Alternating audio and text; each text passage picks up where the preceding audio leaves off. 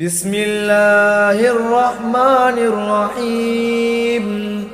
لا تحرك به لسانك لتعجل به إن علينا جمعه وقرآنه فإذا قرأناه فاتبع قرآنه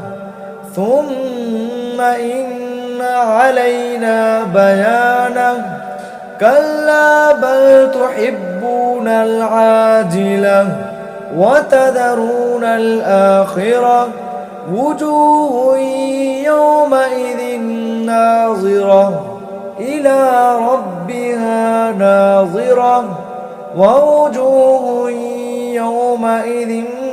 باسرة تظن أن يفعل بها فاقرة كلا إذا بلغت التراقي وقيل من راق وظن أنه الفراق والتفت الساق بالساق إلى ربك يومئذ المساق فلا صدق ولا صلى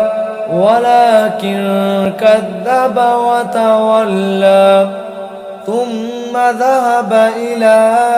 أهله يتمطى أولى لك فأولى ثم أولى لك فأولى أيحسب الإنسان أن يترك سدى